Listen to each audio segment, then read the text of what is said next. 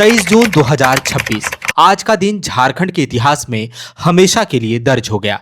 इसी तिथि को दिशोम गुरुजी शिबू सोरेन को मरणोपरांत भारत के तीसरे सर्वोच्च नागरिक सम्मान पद्म भूषण से सम्मानित किया गया।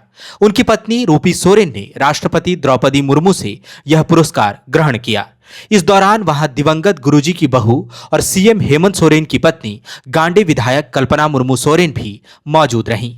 दिशोम गुरु को यह पुरस्कार आदिवासी समाज के उत्थान और विकास के लिए किए गए उनके प्रयासों, महाजनी और साहूकारी व्यवस्था के खिलाफ निर्णायक जंग और झारखंड समेत देश की राजनीति में उनके उल्लेखनीय योगदान के लिए दिया गया। झारखंड के पूर्व मुख्यमंत्री शिबू सोरेन का 4 अगस्त 2025 को लंबी बीमारी के बाद दिल्ली के सर गंगाराम अस्पताल में निधन हो गया था।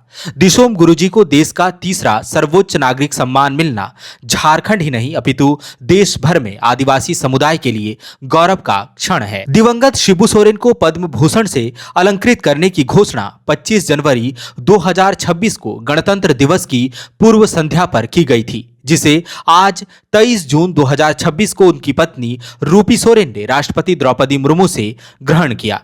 झारखंड अलग राज्य गठन के बाद गुरुजी कड़िया मुंडा के बाद दूसरे राजनेता हैं जिनको पद्म भूषण से सम्मानित किया गया है। 11 जनवरी 1944 को मौजूदा रामगढ़ जिला के नेमरा गांव में स्कूल टीचर सोबरन सोरेन और सोना मणि सोरेन के घर पर शिबू सोरेन का जन्म हुआ था। शिबू सोरेन महज 13 साल के थे। महाजनों और साहूकारों ने पिता सोबरन सोरेन की हत्या कर दी।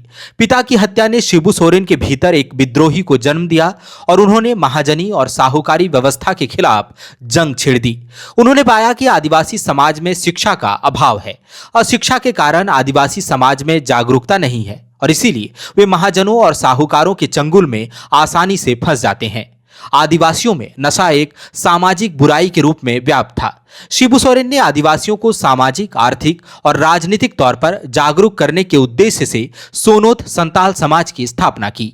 अधेड़ और बुजुर्गों को साक्षर बनाने के लिए रात्रि पाठशालाओं का आयोजन किया। नशा मुक्ति आंदोलन चलाया जिसमें सजा का भी प्रावधान किया गया। उन्होंने बाल विवाह को रोकने के कदम उठाने के अलावा शादी और श्राद्ध में फिजूल खर्ची के खिलाफ आवाज उठाई। शिबू सोरेन का धनकटनी आंदोलन भी इतिहास में दर्ज है। 4 फरवरी 1973 को धनबाद में शिबू सोरेन ने विनोद बिहारी महतो और ए के रॉय के साथ मिलकर अलग झारखंड राज्य आंदोलन को मंच देने के लिए झारखंड मुक्ति मोर्चा की नींव रखी।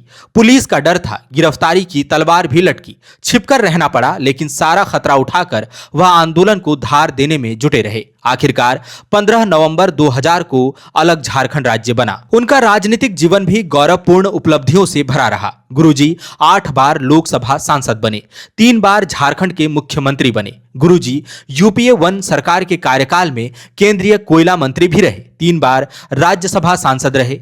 राज्यसभा सांसद के रूप में तीसरे कार्यकाल के दौरान उनका 4 अगस्त 2025 को निधन हो गया। दिशोम गुरु शिबू सोरेन जल, जंगल और जमीन की बात करने वाले आदिवासी समाज के सच्चे सपूत थे। आदिवासियों के उत्थान, प्रगति और विकास के लिए किए गए उनके प्रयासों को सदैव गर्व से याद किया जाएगा। उनका पद्म भूषण से अलंकृत होना निश्चित ही झारखंड के लिए ऐतिहासिक और गौरवशाली पल है। जहां 27 वर्षों के सफर में 17,000 से भी अधिक छात्रों ने डॉक्टर एवं इंजीनियर बनकर भरे सफलता की ऊंची उड़ान, जहां साधारण छात्र भी झारखंड टॉपर्स बनकर बना रहे इतिहास। दूरदर्शी शिक्षाविद श्री विपिन सिंह के मार्गदर्शन में मेडिकल एवं इंजीनियरिंग के लाखों छात्रों के लिए आशा की किरण के रूप में गोल, nations leading institute.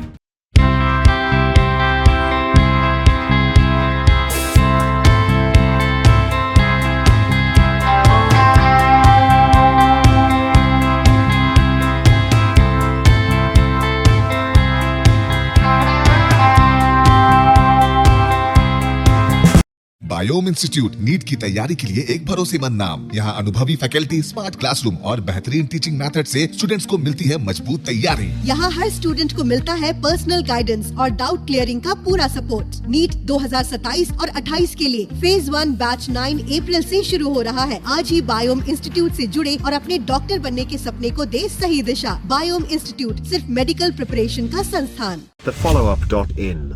Like, share and subscribe. www.thefollowup.in